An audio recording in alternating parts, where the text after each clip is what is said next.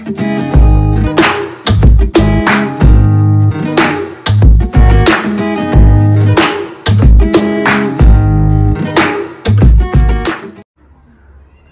সকাল।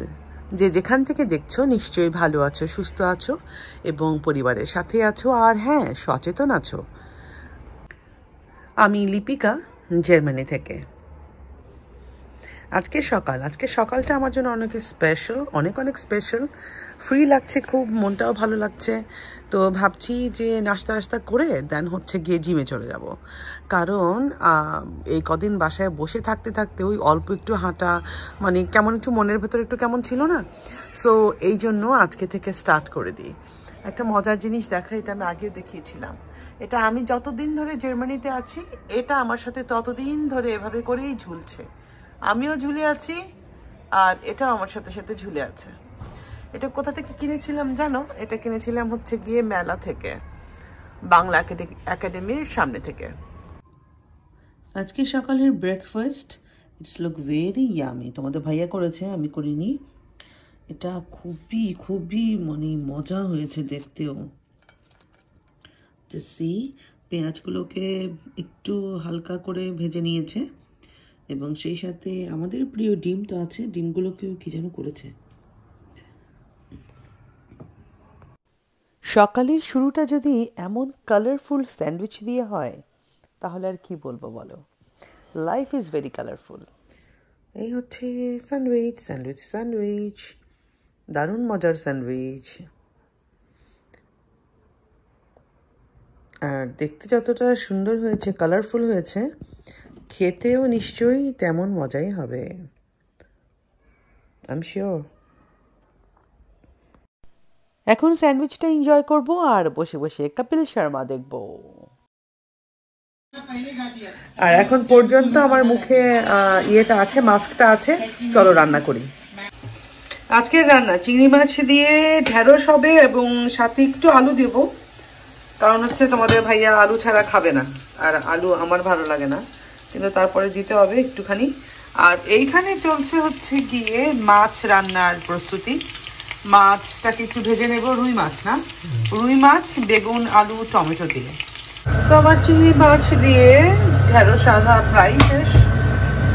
এত কম সময় লাগে, জাস্ট 5 মিনিটের মধ্যে দেখো হয়ে গেছে। নিজের গাছের মরিচ, কি দারুণ না? সো আমি আজকে এখান থেকেই একটা আর কি নেব। ছিঁড়তেও এত কষ্ট লাগে, মানে আসলে সত্যি খুব মনটা কেমন যেন লাগছে যে ছিঁড়ে ফেলবো এমন লাগছে। এই যে একটা, তারপর এই যে ফুল এসছে, অনেক ফুল এসছে এবং আরো হবে নিশ্চয়ই। আহারে কি সুন্দর। বলে রাখি যে এটাও কিন্তু গাছের বেগুন, গাছের বেগুনের সাথে একটা কেনা বেগুন। এটা হচ্ছে গাছের বেগুন, এটা হচ্ছে কেনা বেগুন। ঝটপট করে ফেলছি রান্না বান্না। আর এখানে তো একবার তো দেখিয়ে দিলাম যে এটা আমার কমপ্লিট হয়ে গেছে। তো কাঁচামরিচটা দিলাম মাত্র। আর এটা না এমন একটুখানি মাখা টাইপের ঝোল হবে। একদম ঝোল হবে না বা একদম শুকনো হবে না, মানে ভাজি হবে না। এটা হবে হচ্ছে গিয়ে একটু মাখা টাইপের। আজকে একেবারে চালই বদলে গেছে। কারণ হচ্ছে আজকে শেষ দিন এবং এখন যাচ্ছি একটু বাইরে হাঁটাহাঁটি করব, তারপর একটু কেনাকাটা করব, দেন আজকে দিনটা শেষ হয়ে যাবে। আজকের বিকেল, আজকে এখন বাজে হচ্ছে 6:30। 6:30টার সময় বেরোলাম। আজকে সারাদিন পরে বেরোলাম। সারাদিন একটু কাজ ছিল ঘরের ভেতরেই, সো সেগুলো কমপ্লিট করলাম। সেগুলো সব কিছু কমপ্লিট করে রান্না বান্না করে টোরে এখন বের হয়েছি আমরা দুজন টোনাটনি। আর আজকের আমার এই অবস্থা। ভালো আছি, অবশ্যই ভালো আছি। তোমাদের সবার ভালোবাসাতে, তোমাদের সবার দোয়াতে আমরা সবাই এখন ভালো আছি, সুস্থ আছি এবং যথেষ্ট পরিমাণ সচেতন এখনও আছি। আর আশা করব তোমরা যারা যেখান থেকে দেখছো, যে অবস্থাতে আছো, অবশ্যই নিরাপদে আছো এবং সচেতন থাকবে। আমি বসে আছি, আমি আর ভেতরে গেলাম না। আমি একটা লাইভ করছিলাম। আমরা লিডেলে এসছি একটু কেনাকাটা করতে এবং তোমাদের ভাইয়া ঢুকেছে ভেতরে ও কেনাকাটা করে নিয়ে আসবে এবং আমি বসে আছি, আমি আর বাইরে গেলাম না। সো আছি ভালো, এখন পর্যন্ত ভালো আছি এবং মানে বুকের ভেতরটা দুক দুক করছে। আর মাত্র কয়েকটা ঘন্টা, কি যে একটা অদ্ভুত একটা পরিস্থিতি বলে বোঝানোর মতো না। যাই হোক, এই কয়টা ঘন্টা গেলেই মনে হয় কি যে মানে পৃথিবী মানে জয় করে ফেলবো, এমন একটা ভাব, এমন একটা পরিস্থিতি। আমি ওই দিকটা তাকিয়ে কথা বলি, তাই না? এখন থেকে এইভাবে কথা বলতে হবে এবং ভিডিওতে দেখতে হবে যে আমি অ্যাকচুয়ালি কোথায় তাকাই। আর আমি লক্ষ্য করলাম আমি কিন্তু একটু টেরা টাইপের। ইয়েস, আমি আসলে মাস্কারা টাস্কারা দিয়ে থাকি তো হয়তো বা বোঝা যায় না, কিন্তু আমার একটা চোখ একটু কিন্তু টেরু টেরু টাইপের, না লক্ষ্মী টেরা টাইপের। যাক, লক্ষ্মী টেরা হলেও খারাপ না, ভালোই ভালোই, পজিটিভভাবেই নিলাম সব কিছু। একটা কথা বলি, আজকে আমি যখন লাইভ করছিলাম, আমি আমার page Lipika Ahmed Bangladeshi blogger in Germany, সেই পেজ থেকে, ফেসবুক পেজ থেকে আমি লাইভ হচ্ছিলাম এবং তখন একজন আমাকে মানে একটা কমেন্টস লিখলো যে এমন কিছু কমেন্টস লিখছে কেউ কেউ যেগুলো পড়ার মতো না। তো তখন আমি ভাবলাম যে এটা নিয়ে আমি একটা ছোট্ট করে একটা আলাদা এক্সট্রা ভিডিও বানিয়ে আমি ওটা আমার পেজে আমি পোস্ট করব। তার আগে আমি তোমাদের বলি, যারা ইউটিউবে আমার সাবস্ক্রাইবার আছো, যারা ভিডিওগুলো দেখো, আমাকে পছন্দ করো, নেগেটিভ কমেন্টস যারা করে তাদের দিকে পাত্তা দেওয়ার কোনো দরকার নাই। তো কি দরকার আছে বলো? কারণ কি জানো, নেগেটিভ কমেন্ট তারাই করবে, তোমাকে নিয়ে সমালোচনা তারাই করবে যারা হচ্ছে ওই জিনিসটা তোমার মতো করে তারা করতে পারছে না। জাস্ট বোঝার চেষ্টা করো, তারা তো হতাশাগ্রস্ত। কারণ তারা হচ্ছে গিয়ে ডিসঅ্যাপয়েন্টেড, তারা হচ্ছে গিয়ে পারছে না ওই জিনিসটা করতে, তাদের কাছে দেখতে ভালো লাগছে না। কেন তুমি করছো, তারা তো পারছে না। সো তখন এটা নিয়ে তারা সমালোচনা, আলোচনা এগুলো করতে থাকে। কারণ কেন জানো, কোন একটা ব্যাপার যদি আমার ভালো না লাগে আমি স্কিপ করে যাবো, এটা নিয়ে কথা বলার কি আছে, ঠিক না? সো বুঝতে হয় ব্যাপারগুলো। আরেকটা ব্যাপার, এই কেউ আমাকে বলবে যে অমুক জায়গাতে আমাকে কেউ নেগেটিভ কমেন্টস করেছে, সেটা আমি শুনতে চাই না। কিন্তু কেন চাই না আমি তোমাদের বলি, অনেক ভালো ভালো কমেন্টস কিন্তু তোমরা আমাকে করো। আমি তোমাদের ভালো কমেন্টস, ভালোবাসা যদি নাই পেতাম, যদি আমি সবার এত ভালোবাসা নাই পেতাম, তাহলে কিন্তু আমার এই পেজ 5 মাসের মধ্যে 1.5 লাখ কি ফলোয়ার্স কমপ্লিট করে না। আর হচ্ছে গিয়ে আমার পেজ 3-4 মাসের ভিতরে মনিটাইজড হয় না, সাবস্ক্রাইবার হয় না। ভালোবাসা তো অবশ্যই পেয়েছি।